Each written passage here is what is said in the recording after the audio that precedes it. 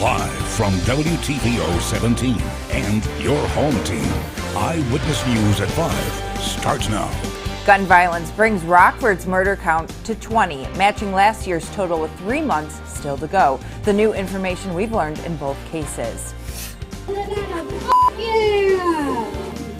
Yep, you heard that right. A unique yoga lesson aims to bring awareness to a major issue facing the state line. Janesville families put a message of their own on city sidewalks. The safety measures they hope becomes loud and clear to anyone who sees them. Good evening, I'm Alexis Carpello. Thanks for joining us tonight. A violent weekend in Rockford keeps police busy. At least 4 people shot, including 2 who died.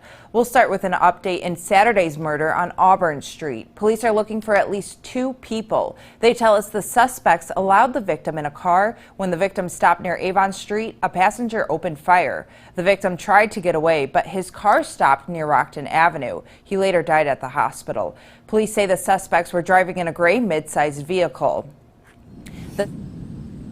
Overnight Saturday on Rock Street near South Park off of Main Street. We've learned the victim was shot at least twice while sitting in his car. First responders tried to save him, but he died in the hospital. No word yet on a motive behind the shooting.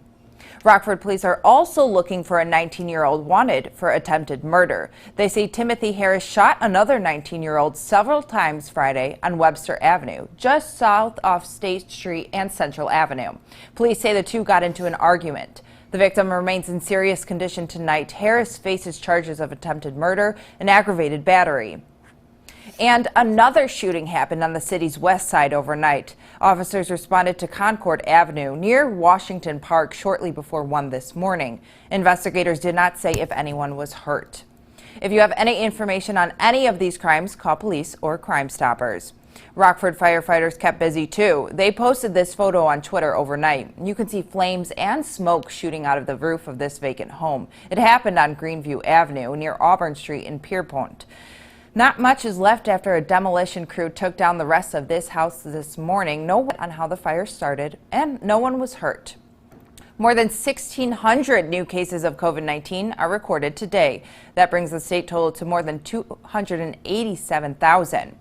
14 more people have died from the virus. However, there are no local deaths reported. The rolling positivity rate increases by 0.1% for Illinois. Over 1,400 people have been hospitalized because of the virus, and 350 of those patients are in the ICU. Now, 17 Illinois counties are considered at warning level for COVID-19, and that includes Boone and Winnebago counties.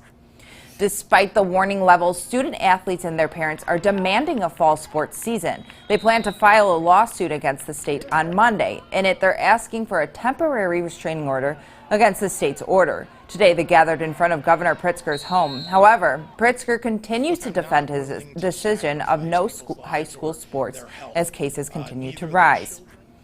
Now, NIU students and staff prepare for face-to-face learning to begin again tomorrow. The college shut down after cases began to rise on campus. More than 100 students tested positive in the first 2 weeks of school. Nearly 70% of those infected students and staff have recovered. Everyone will be required to wear masks on campus as they return.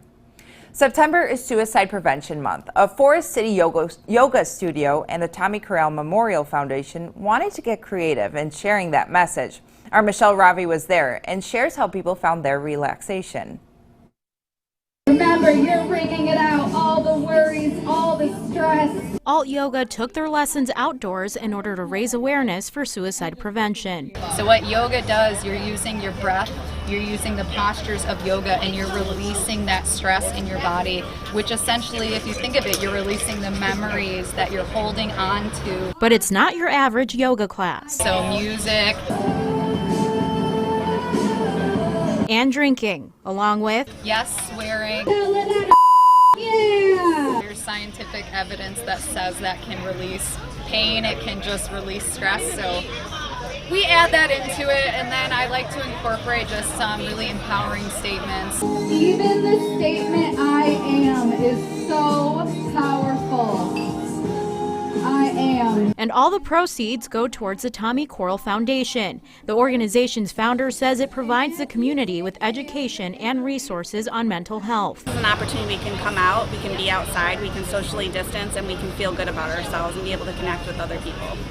Whitford also took a part in the class. She says it helped her relieve stress. I feel great, and it was a fun time and just letting out a lot of emotions. And you know, when I came here, I was kind of like, oh, I don't know what it's going to be like. But now that I'm leaving, I'm like, I feel great. Let's go. Like, today's Sunday. Let's go. What are we going to do? What more are we going to do? Lots of energy, and it makes you feel good. Whitford and Ebert agree. Mental health is a topic that should be talked about every day. In our county alone, Winnebago County, we're losing an average of 45 lives per year to suicide.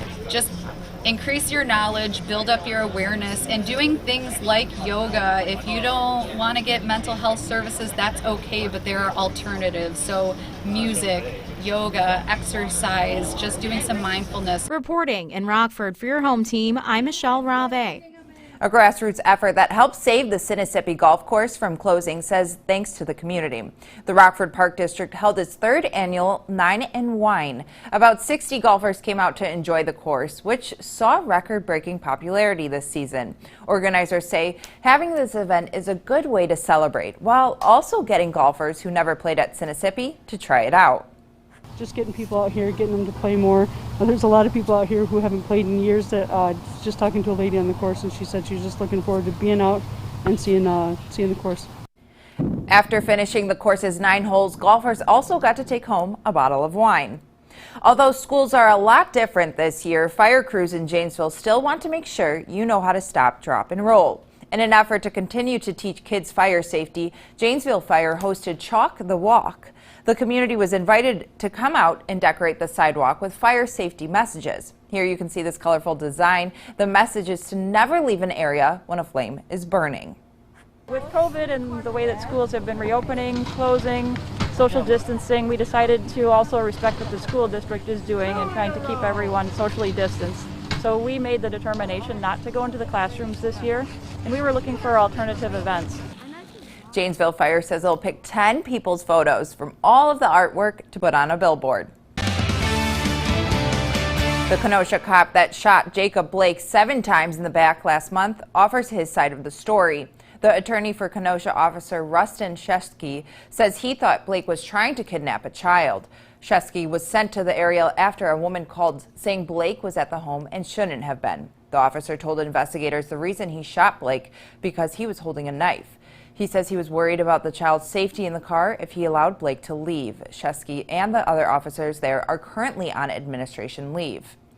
30,000 restaurants nationwide have had to close their doors because of the pandemic. Some believe 85% of independent restaurants will suffer the same fate by the end of the year if Congress doesn't step in.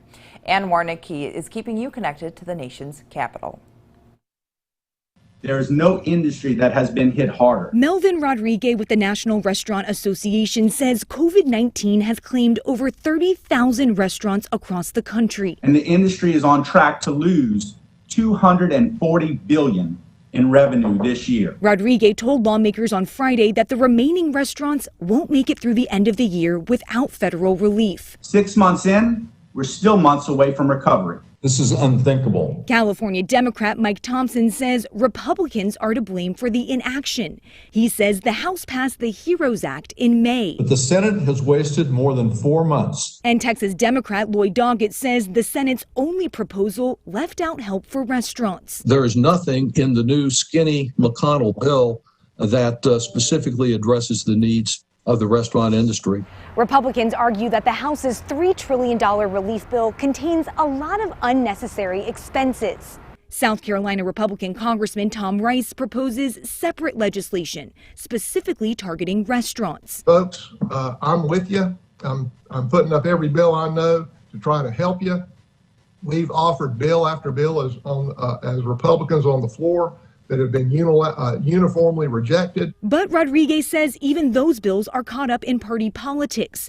He's asking lawmakers to put aside their differences and save the industry along with the millions of Americans it employs. In Washington, I'm Anna Warnicki.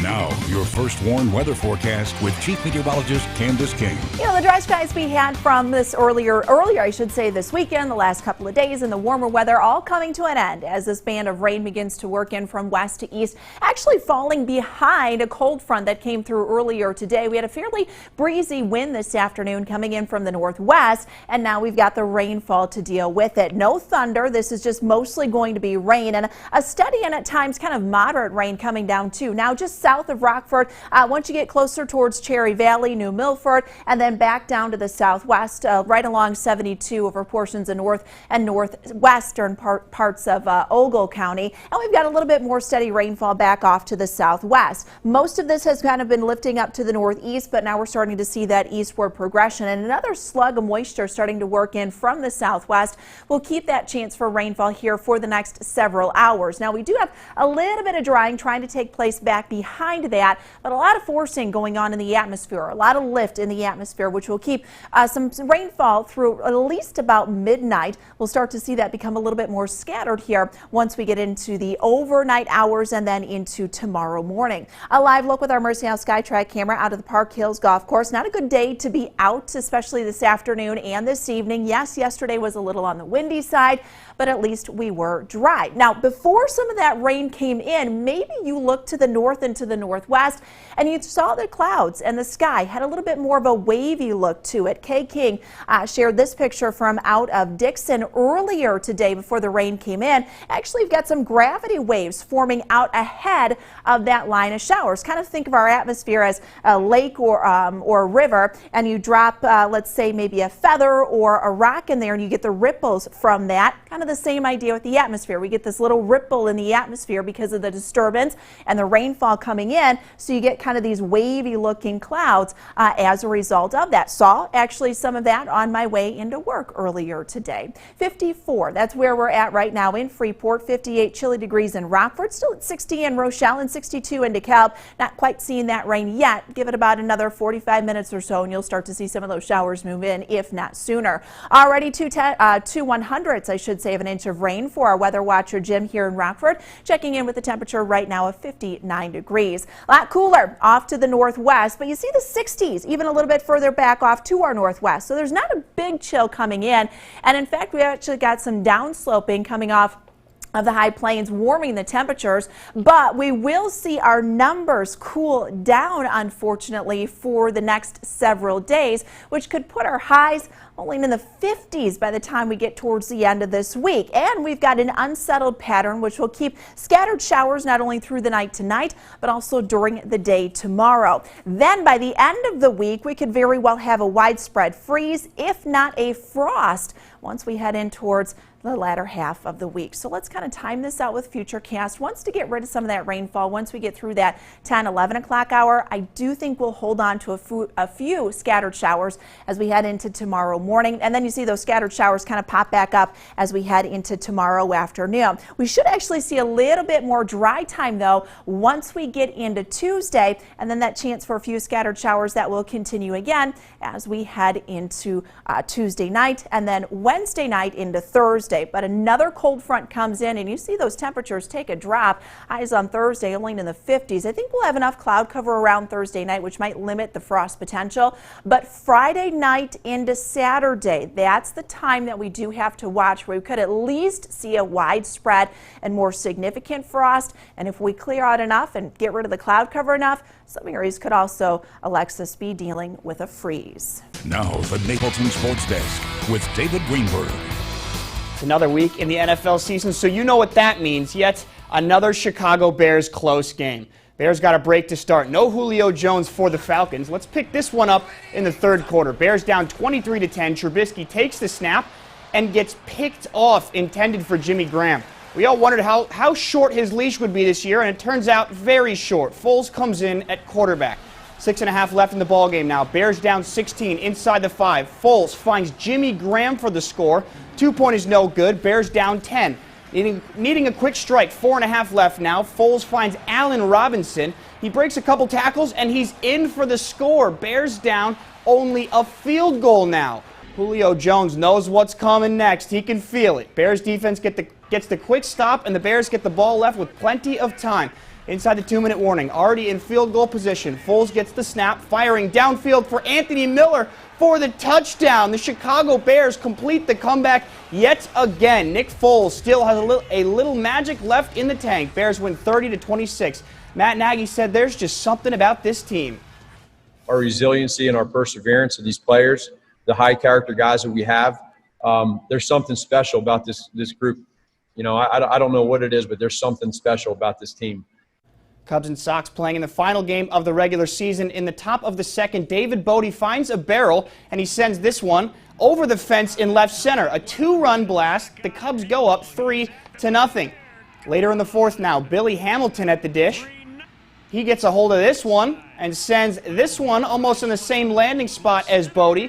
Cubs are piling it on today. They lead 10-6, in the ninth. Let's take a look at the projected playoff bracket here. In the American League, there are a bunch of weird scenarios here that could result in some changes, so stay with me. As of now, the Sox are the 4th seed. If they beat the Cubs and the Twins lose, they would then move up to win the Central. Whether they're a 2 or 3 seed depends on if the A's beat the Mariners. As you can see, there's a lot at stake here for the final game. Here's the National League seeding. Dodgers bring home the #1 spot after a win last night and a Giants loss. The Brewers hopped into the 8th seed, getting that second wild card spot. Cubs won the Central and have the 3rd seed pretty much all locked up. As of now, they'll play the Marlins. A bunch of games will be wrapping up shortly, so I'll have an updated picture later tonight.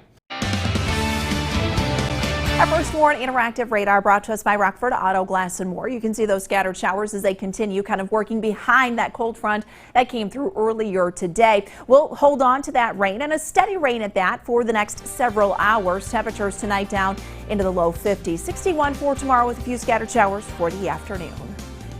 Well, that's our show. Thanks for joining us. We'll see you at 10.